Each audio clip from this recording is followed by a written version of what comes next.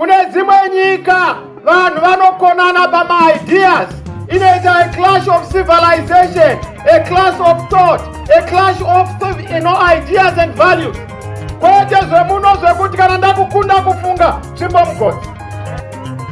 Makanzwa ndichitaura kuti nyika yeZimbabwe is one.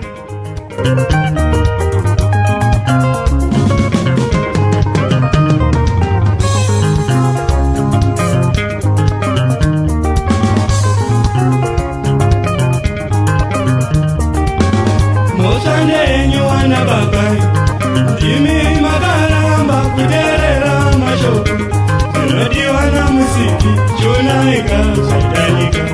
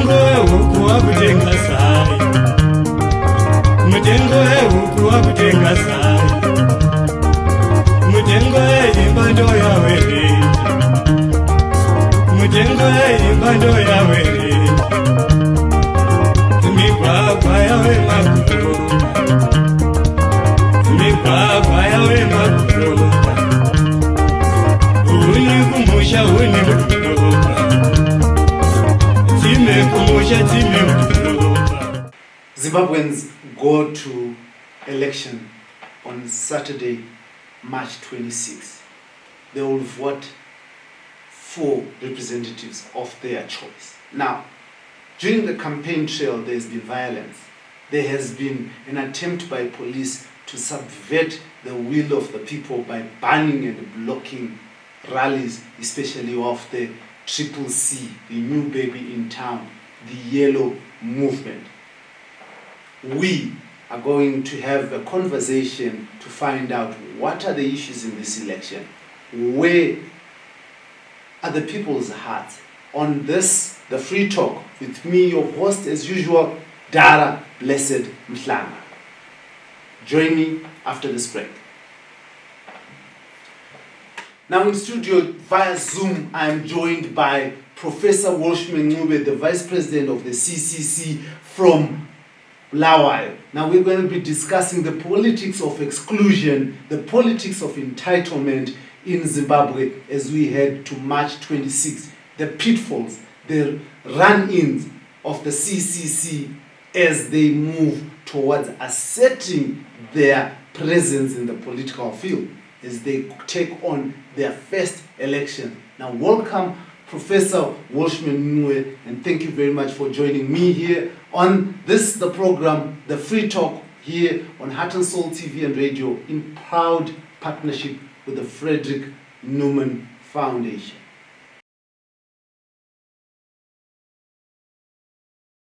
Good evening, Professor, and thank you very much for joining me. Professor, just to kick us off, the CCC has been on the political campaign trail as Zimbabwe goes to by-elections on March 26, where 28 House of Assembly seats are up for grabs and over 100 local authority. Now there's been violence that you have met. There have also been some resistance from the police that you have encountered during this campaign trail. Now, tell us, what does this do to democracy in Zimbabwe? Let us start on the premise that, firstly, Zimbabwe is not democracy. Has not been a democracy for a long time.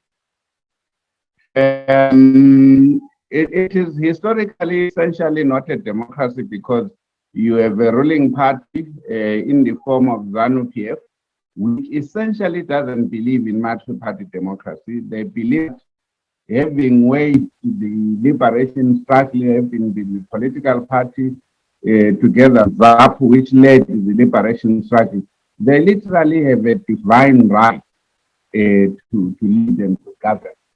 So in their minds, it is chosen for the people to vote them out of power.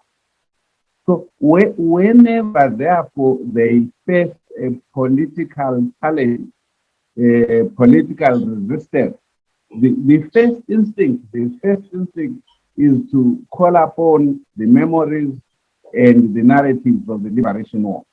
And those memories and those narratives are essentially based on violence. They're essentially based on coercion. Whether they are using the police to ban rallies, they are using the police to torture people, arrest them, do all sorts of things, they are resorting to coercion. Whether at any particular time they are using the youth militia, again, it is coercion. Whether you are using the army, they are resorting. So I was at a stage to locate the problem. The problem is historical. The problem is inherent in the DNA of ZANU-PF. The problem is that we have a political party, ruling party, which does not believe in democracy. And now it's compounded by the fact that you now have ZANU-PF as a political party been captured by the military, the securocrats. So we have the coercive military, the coercive police, basically controlling and using a political party for their ends. Whereas under Mugabe, the political party will deploy the army, will deploy police, will deploy youth militias in resort to violence. Now we have actually the instruments of state coercion deploying a political party literally as their pawn in a fake democracy. So there is a symbiotic relationship between what the police do, what the military do, what ZANU-PF supposedly civilian politics do. And they all coalesce around the closure of democratic space in the country. And that's the bottom line. So we have to accept that we are contending with a situation where far from competing for the votes, for the approval of people in a democratic environment, we are in fact competing in an authoritarian environment, and an authoritarian dictatorship which believes that if you cannot get the people to love you voluntarily, you coerce them into not loving you, but into obeying you, into following whatever you want against their will, so that you turn power. That's basically the bottom line. So, in this, do you think that this is a political atmosphere of exclusion? Do you think that other people are being excluded from participating in the democracy that we have, or the so-called democracy? Okay, obviously, it's politics. I was basically saying that by definition,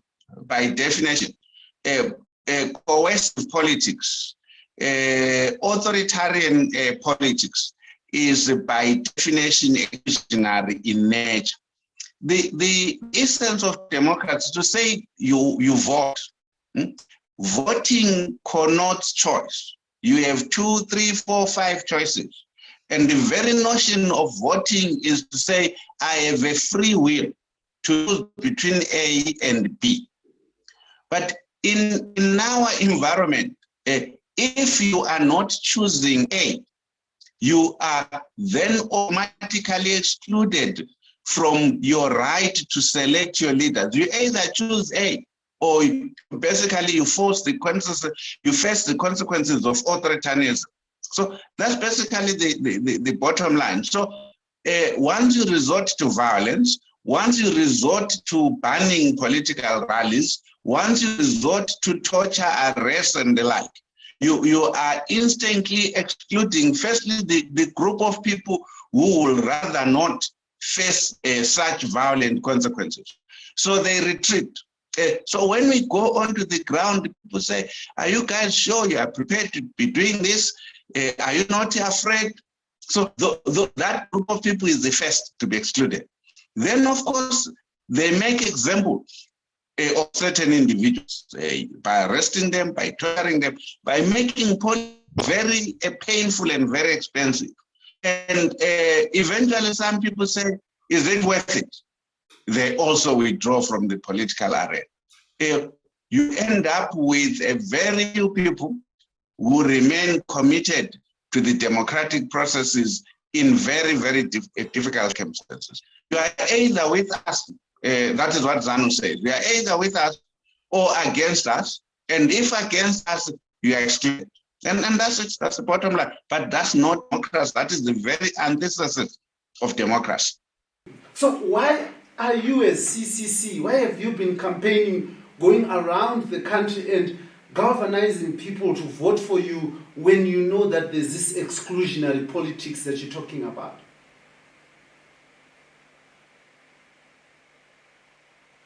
Look, first of all, again, let's look at history. If you are dealing with authoritarian regime and you are having a struggle against authoritarianism, what we are basically saying is that a political party, qua political party,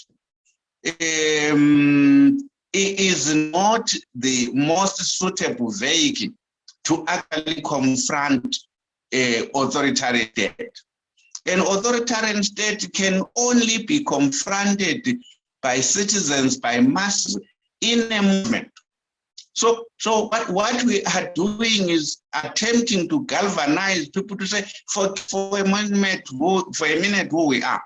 Forget that we are a political party under normal circumstances in a democracy that will be competing for political power on a stage in a beauty contest. We are not there in Zimbabwe. So we need all citizens, to come together and converge as citizens in a movement to overwhelm the authoritarian state. You say, whatever political party you belong to, at this particular historical moment, let us work together, which is why we go across the country, which is why we are emphasizing the point that we are new, we are a movement, we want all citizens to come together, have your shoulder on the wheel. Let's work together, because the only way you can defeat authoritarianism is to come together, to overwhelm the regime in your masses. Even if we are doing it by vote, let us vote in our millions. Let us get the young people to say, look, our future is being stolen from us. We must stand up. We must register to vote. We must motivate, galvanize, mobilize, organize others in order to overwhelm the regime. That is what we are trying to do. But aren't there consequences for this attempt to overwhelm the regime? Because in your historical analysis, you said that it's either you choose A or you are excluded. Now, so aren't you putting the masses in a position where they are going to suffer consequences? Let me say that there is always pay. There is no gain without pay. The gain is democracy. The gain is freedom. The gain is a government which will manage the economy of this country in a manner that saves the people. The gain is the abolition of corruption. The gain is devolution of power to citizens, to communities, to manage and run their own affairs. So everything at the end of the day is paid. And there's no way citizens, if they want to be free, citizens cannot have democracy, cannot have economic prosperity as manna from heaven. We have to struggle for it. We have to soldier for it. We have to endure the pain for it in order to be free, in order to be prosperous. Otherwise, if we don't do that, we remain in bondage, we remain unfree, and we remain poor ultimately. But someone would want to, if I was going to accuse you of already accepting defeat by saying that there is no choice in these elections, would you blame me? No, I'm not by any means suggesting that there is no choice. I am saying that in a democracy, those who control the state facilitate the exercise of a free will by the people. But the government we have, the institutions which this government has put in place, they are facilitating the very opposite. They are saying to the people, you either choose ZANU or we exclude you, or we beat you up, or we arrest you, or we don't register you at all as voters. That's what I'm saying. But I'm saying if we as citizens stand up in our millions, the young people stand up in their millions and say, it is easier for us to overwhelm the regime through the ballot by registering in our millions, by mobilizing each other in our millions, by ultimately going to vote in our millions, by defending our vote on the day of counting in our millions. It is the, in quotation marks, the easiest way to actually get rid of an authoritarian regime. The other one is not efficacious. You have to go to war, you have to go to violence. We don't want to do that. It can be done peacefully. In other words, the citizens will be peaceful, but the authoritarian state will not be peaceful. But it's the least expensive route of doing it. It can be done. I'm not accepting defeat at all. If we are organized, we mobilize ourselves, we all turn up in our to vote, we can overwhelm this regime by our sheer number. So it's possible it can be done, but it cannot be done by lazy people. You sit back and pretend that you are in a mature democracy. We are not. Therefore, we have to roll our sleeves, we have to fight and fight as citizens in our millions. Now, I was in Bulawayo for the rally that you held at White City Stadium, and just talking to some of your supporters who were in that stadium, they said that Matebeleland has suffered from exclusionist politics for a very long time. Now, do you feel that that sentiment, does it resonate with you? Yes, of course. Of course, the exclusion, marginalization, disempowerment, denial of job opportunities, it's all the hallmark of the thing. That's why people say what you say they said when you spoke to them while you in Bulawayo 2 or 3 weeks ago. But part of this we bring on ourselves in the region. We bring on ourselves by basically fragmenting ourselves. If you look at the last elections, the election in 2018 as an example, the average number of candidates in a constituency in Bulawayo was 17. There were constituencies which were having as many as 25, 26 candidates. Why is that so? Because everyone then thinks that they are the solution to this fragmentation. They are the solution rather to the marginalization, to the exclusion. We are excluded, so I'm going to do it on my own. When in fact, the vaccine is to come together. If you are excluded, you are marginalized, you are disempowered, you must come together, you must unite. You must get to a situation where we say, in the region, it is a straight race between ZANU-PF and, for instance, in my view, CCC. In most of the country, you do not have a situation where you have 5, 6, 7 political parties, 10, 15 independent candidates. You should be saying, in order to defeat exclusion, in order to defeat marginalization, let's stand as one. Let us be together. If at least we are separated, let it be those who believe in corrupt ZANU-PF and those who believe in the leadership, Nelson Chamisa, the CCC for change, rather than have this situation where everyone who thinks that they want to form a political party, they come to Blawa, they come to Matebeleland and form a political party. This one with his wife, with this uncle, they have a political party. This one wants to be an independent councillor, want to be an independent MP. The net result is that you are actually deepening your marginalization. You are deepening your exclusion by just being so fragmented. And we say, let us come together. Let's converge. Let's act as citizens together. When we are united, it is difficult to marginalize you. But if we are all busy on stage, doing a beauty contest, no one will take you serious. But I want to before I come back to that statement.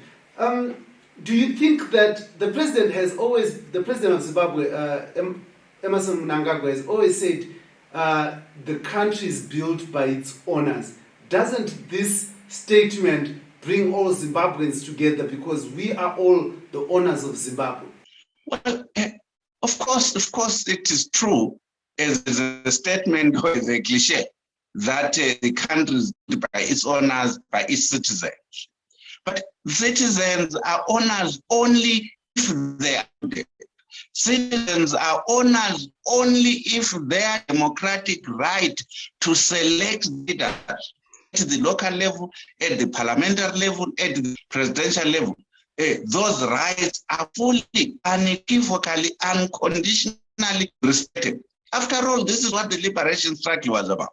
You were saying to white folks, to white citizens, no, you have no right to exclude us. We are all equal.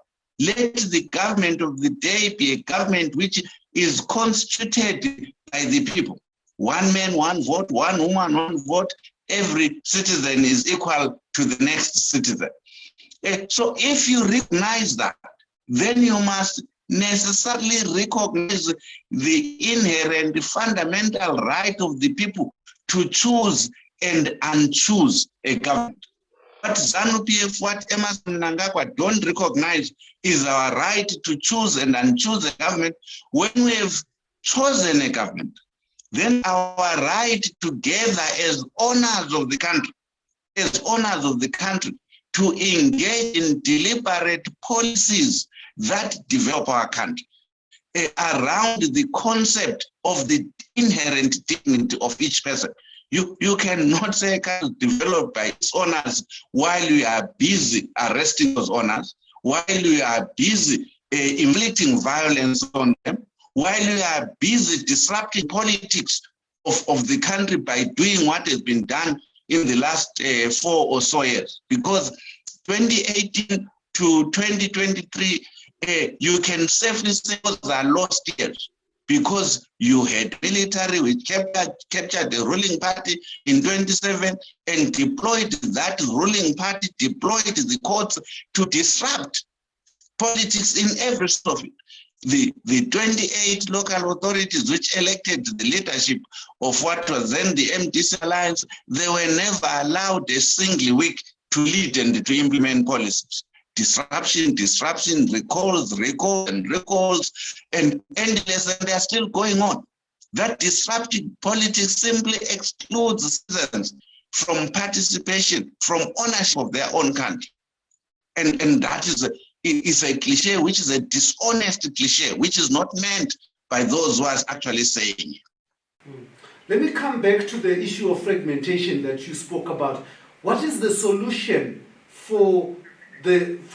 what is your solution to end that fragmentation and bring up what you said should be ZANU-PF versus the other?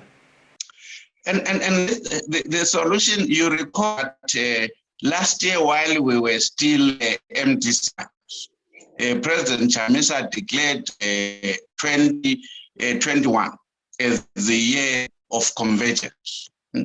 And we were working day in, day out, night, during the day, across the country, saying, let us converge as citizens. We are now in 2022. We are saying, as the citizens, let's have a coalition, let's have a movement of citizens after basically we have converged.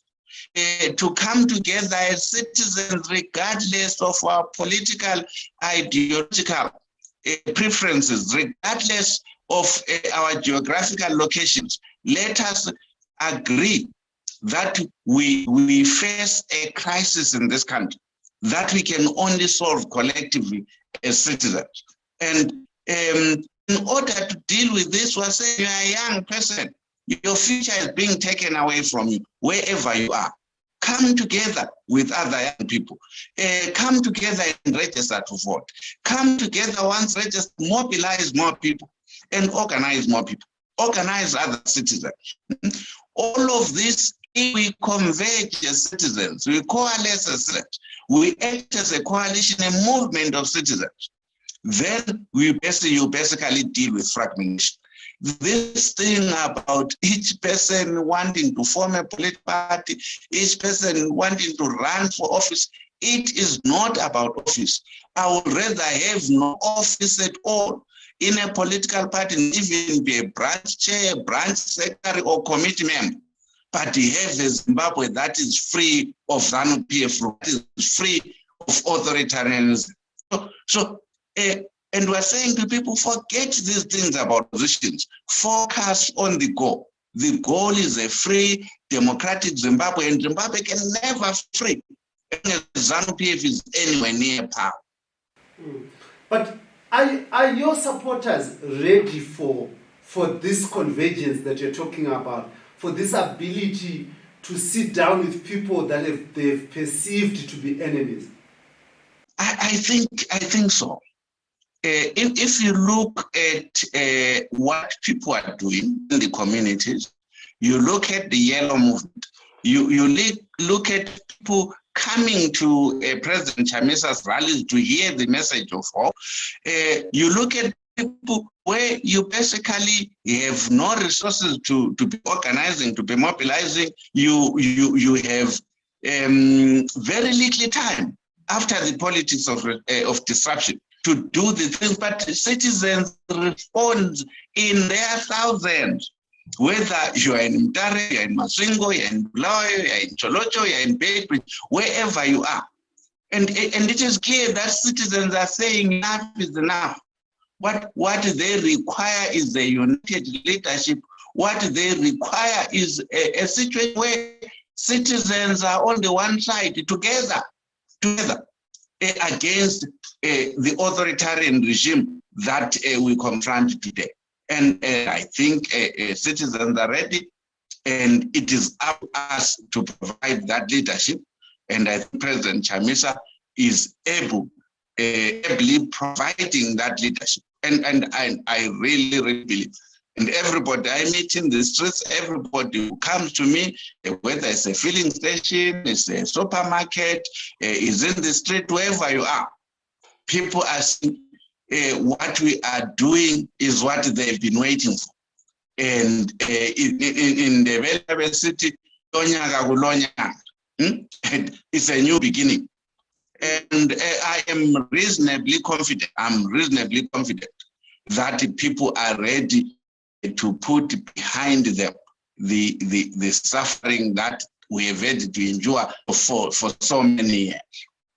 But as you say that, I would want to challenge your assertion, because as one of the political leaders in Matebeleland, Madame Thokozani Khupe, came out to say that she was now backing Advocate Nelson Chamisa, Twitter went ablaze, and a lot of people were saying she sold out, she can't become part of this citizen convergence. Yet you are saying people are ready.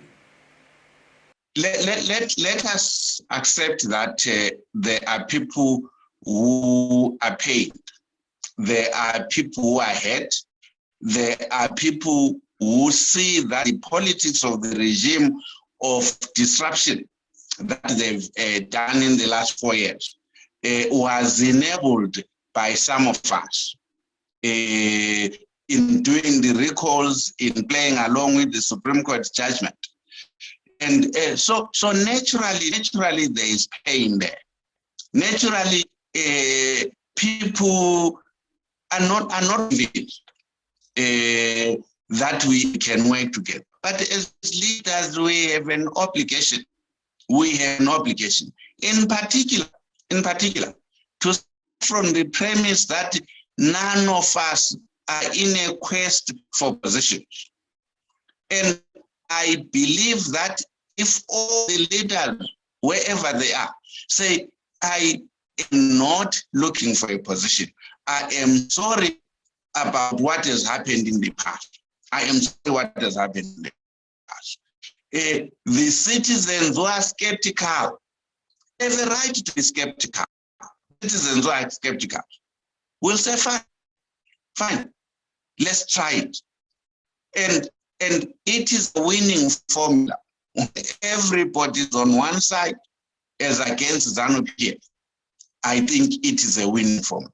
Remember that we are a country where we as citizens are asked to forgive, to forget Kukurahundi, to forget the mass killings, are asked to forget the severe torture of people that took place.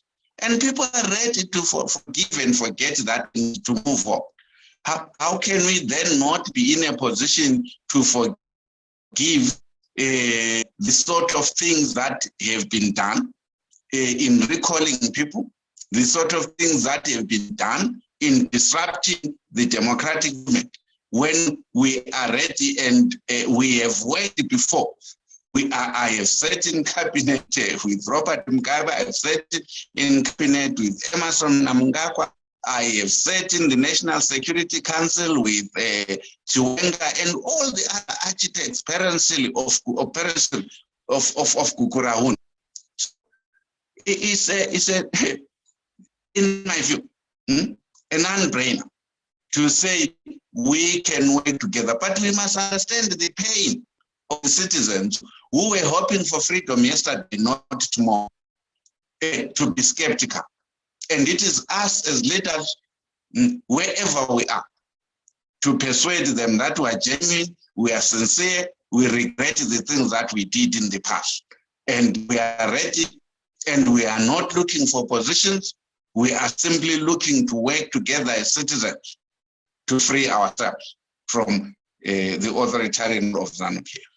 But in the past, Professor Welshman, you've had people who have come to you and say, we have seen the light, we have seen the Damascus moment, and we want to work with you. And as you went into the MDC alliance, you were preaching this big tent. You had the likes of Kudakwashe Baskiti from Mashingo, who actually became a candidate for the MDC alliance.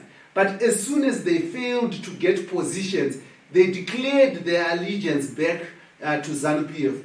Are you not concerned about this deceitful nature that you have suffered in the past? You actually make my point. You actually make my point. And my point is that long as all those leaders, former leaders, wherever they were located, are clearly coming to the party, as it were, to the struggle, as it were, not to be in position. You said, look, I desire not to be an MP. I desire not to be a councillor. I desire not to be a presidential candidate. I just want to work with fellow citizens. It doesn't matter who is a candidate.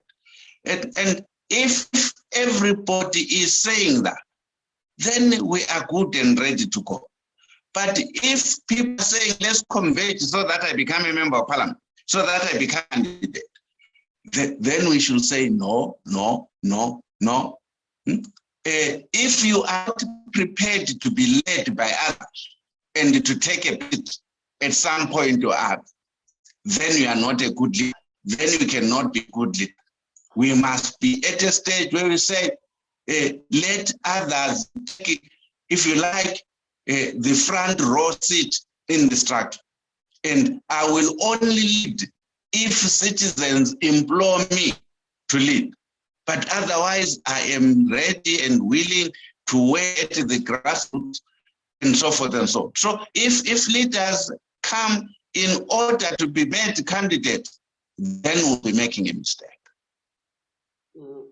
Now, Professor, I also want to look at the aspects around actually getting state power. Do you think that with all the things that you have spoken about, it is possible for an opposition like the CCC to take state power? If for 1 minute I didn't think it was possible, I wouldn't be in the trenches in, day out. I wouldn't be crisscrossing many parts of the country, quietly organizing, mobilizing. I honestly, genuinely believe that it is possible. But it is not possible if we do politics as if we're in a democracy, when we're not in a democracy. If we do politics understanding that as citizens, we need to confront an authoritarian regime, we need to work together, we need to be united. If we are to achieve change by way of the ballot, we need to literally 90% of us must go and register. On the day of voting, 99% of us must go and vote. If you do that, there is no regime, there are no guns which can stop the people. It's not possible. Not possible to stop a united people, a citizen which is saying enough is enough. It is time to free ourselves. And I sincerely, genuinely believe it is possible, and not just it is possible, it will happen in 2023. But just this afternoon, on Wednesday afternoon, the president of Zimbabwe and the leader of ZANU-PF said that it is impossible for the CCC to enter the gates of State House. In fact, he repeated the statement he said in Epworth, where he said, if someone is going to walk from Zimbabwe to China, he will get to China before the CCC get to State House. Now, with those statements, do you still think that your efforts are going to be fruitful? With that quote, we have moved full circle to where we began. You remember where we started this conversation? We started from the premise that let us accept and understand that we have a ruling party which does not believe in the sovereign right of people to select and unselect a government of their choice. That statement basically says we have the power, we have the coercive apparatus of the state, we will stop you as people from choosing your leaders. That is what it said, and that's what it means, and that's where we began. And it doesn't matter that they believe that. It doesn't matter that they control guns. It doesn't matter that they believe they can turn their guns on citizens to prevent citizens selecting a government of their choice or electing Nelson Chamisa as the president of Zimbabwe. It doesn't matter. What matters is whether the citizens of Zimbabwe in their millions are prepared to stand up to it and say, no, Mr. Mnangagwa, it is not that way. We are a sovereign people. We are going to show you in our millions, we are going to register 7, 8 million of us, 10 million of us as registered voters. We are going to turn up on the day of voting. We are going to have 8, 9 million votes for Chamisa. And there is absolutely nothing Mr. Mnangagwa can do. There is absolutely nothing the military can do. The people overwhelm the regime by the sheer numbers in voting against them. There is absolutely nothing. of course they will threaten. Sometimes when you see a drunken person from the pub and they are walking in the dark, they are full of fear. They start to sing loudly, to threaten, to pretend that they are invincible. So when you do that, it's actually a sign that you are afraid. It is a sign that you know you are about to be defeated. It is a sign that you know that you are a coward. You threaten and threaten and threaten, but ultimately, mark my words, it is the sovereign will of the people that will prevail. If people in their millions say, we have been threatened, there's no point in going to vote to mobilize, then his word will come true. But if we say, no, Zimbabwe is ours, we own this country, we are the citizens, we want change, we will deliver that change. Make no mistake about it. But don't you think that you have assisted in making this a reality by failing to deliver at local authority level where you have had control for in most of the cities, in Bulawayo, in Gweru, in Kwekwe, in Masvingo, in Harare? I don't think so at all. That's why I said the years 2018 to 2023 are clearly lost years. It's certainly not failure on the part of the former MDC alliance to deliver. The blame lies squarely, firstly, with the Supreme Court, which facilitated the disruptive politics. But the Supreme Court was itself captured by the authoritarian military government that rules this country. And it is that disruptive politics, the politics of recalls, the politics which made it impossible for all the local authorities to actually work in any meaningful way. And there was never a day where work could have been done. So it's not possible. There was just so much disruption.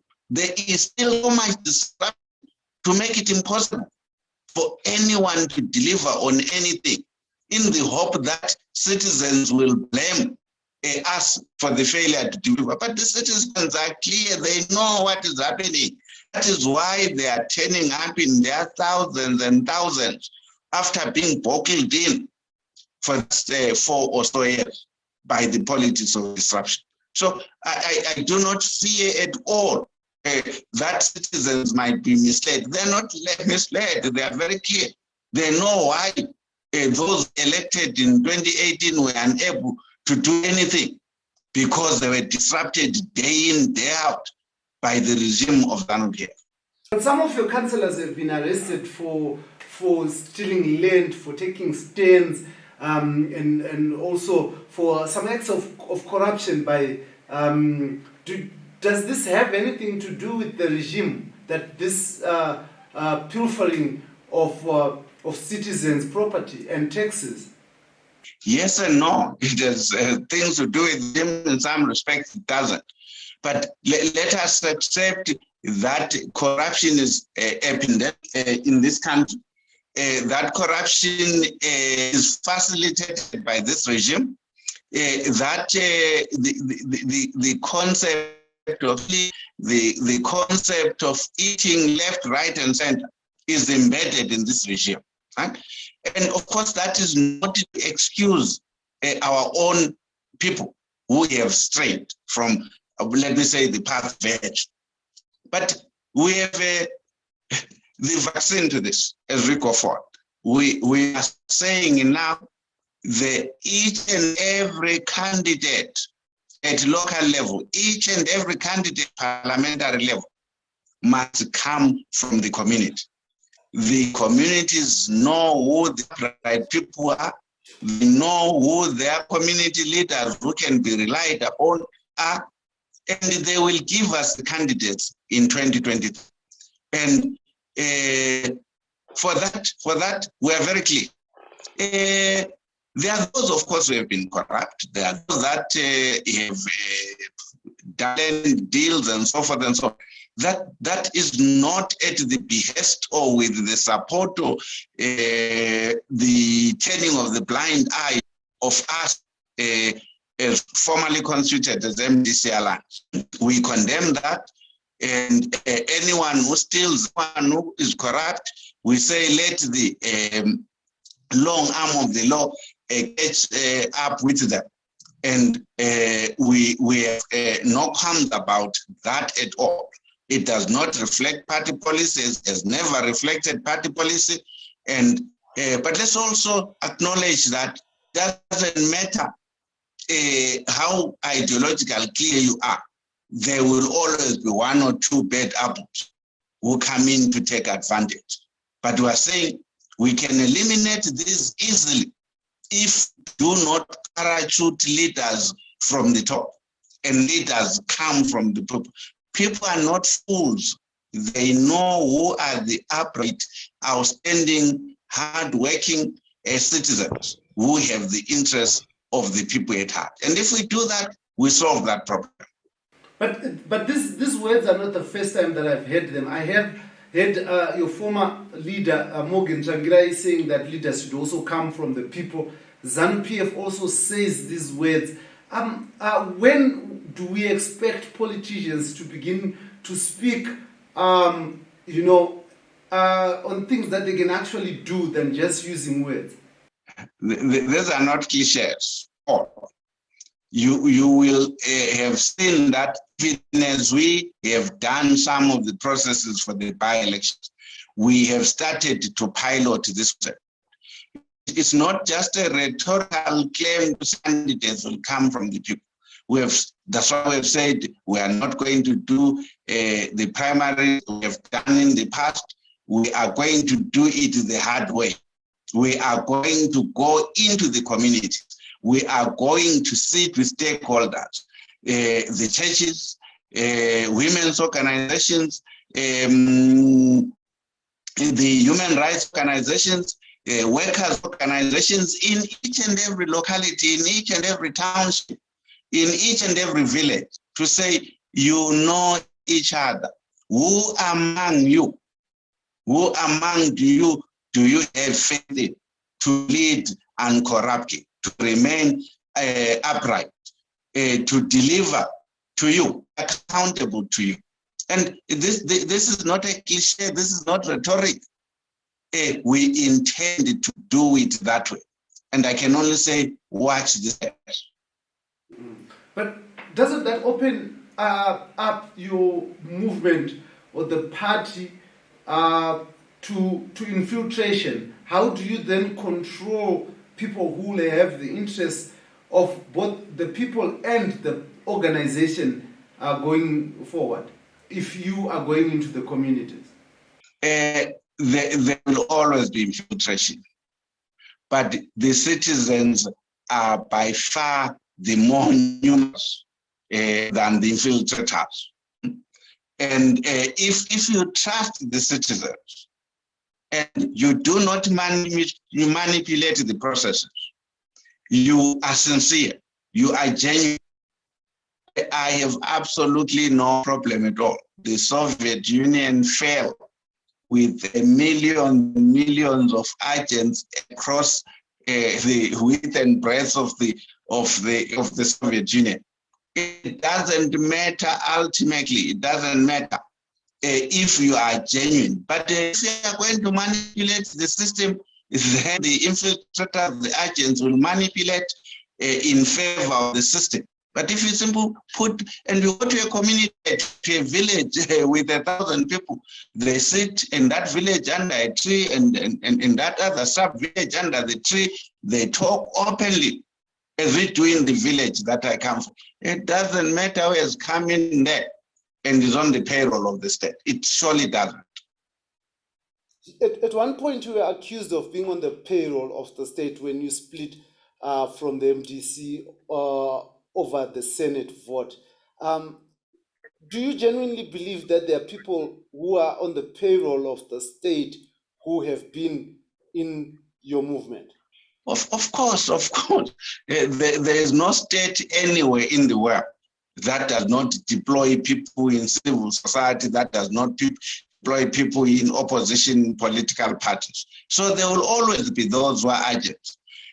Not just but there will always be hungry people who the state will come to and say, we are going to do this or that. If you give us that information, we do this and do that. If one denies that, then you'll be a fool. You'll be a fool to deny that. It exists, it is there. There are people, even in CCC, who have been deployed. There are people who will be approached every day in exchange for money to do certain things. Right? So it is there, it is the way of the world. But of course, there will also be the false accusations, which are made. When you want to disempower, to discredit a political opponent, you are uncomfortable with a particular narrative that is being put forward by someone, and you basically want to delegitimize that narrative, you will call them a state agent. And I do not have to speak up myself. You need to be a fool to believe that there have been any historical point where some of us have worked for the state. If there is one thing that has been consistent, some of us, is our opposition to ZANU-PF in all its manifestations. Amazing.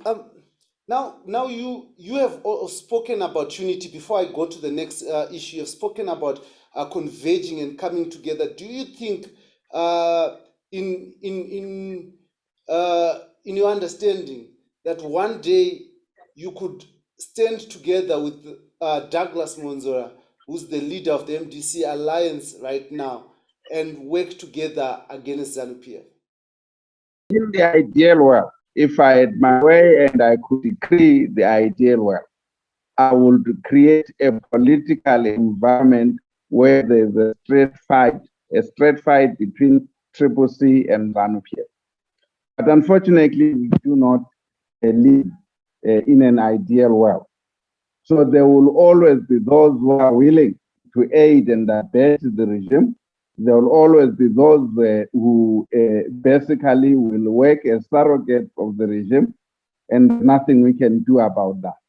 But if that is minimized, there are one or two doing that, I still think the people will simply be able to overwhelm the regime.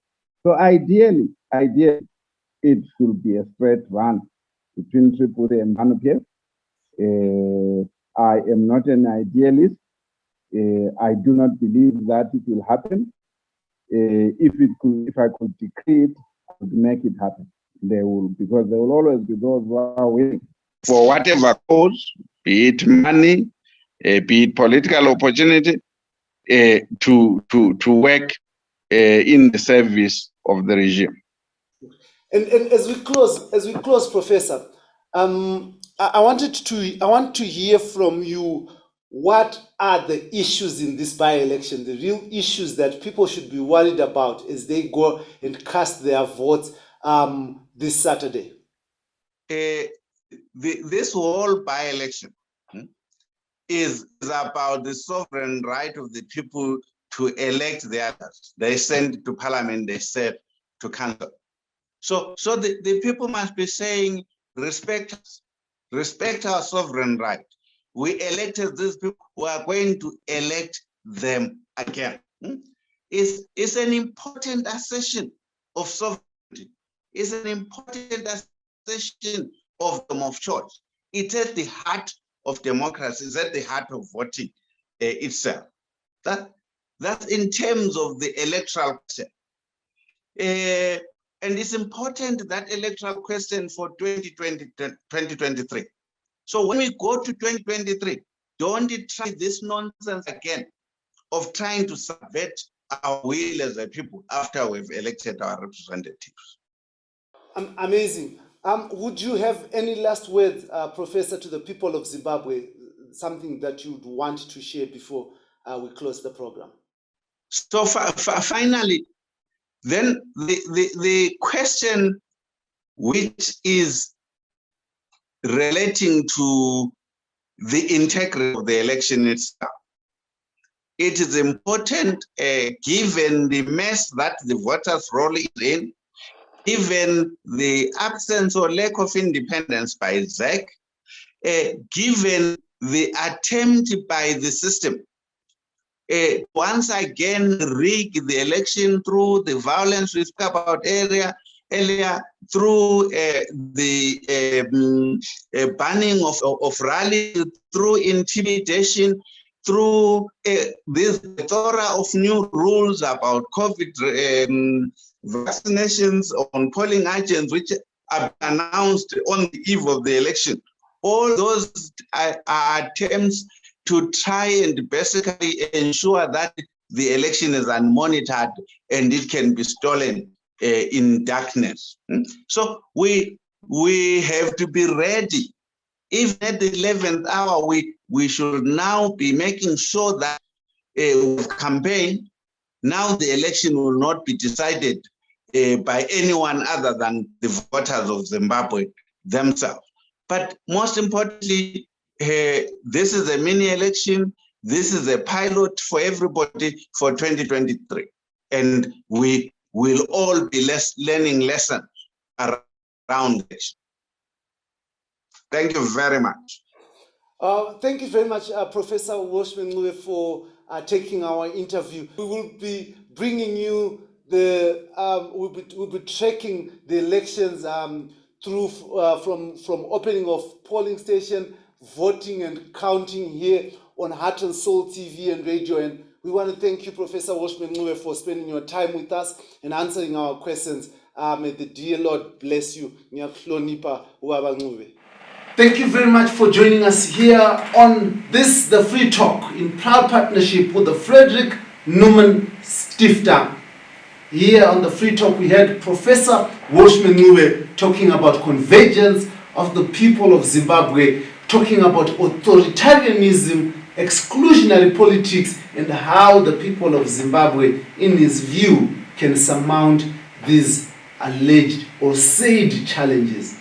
Zimbabweans go to March 26, just a day from today. They will assert their rights and will speak as to who they want to lead them. And here in Heart and Soul TV and radio and Free Talk, we will be tracking the results, we'll be tracking the voting, and we'll bring these live updates to you from across the country. This is the Free Talk. This is Free Nation. This is the place where we all talk freely. We are the alternative. This is Free Talk. Heart and Soul TV and radio in proud partnership with the Frederick Newman Foundation. Until next time, ciao.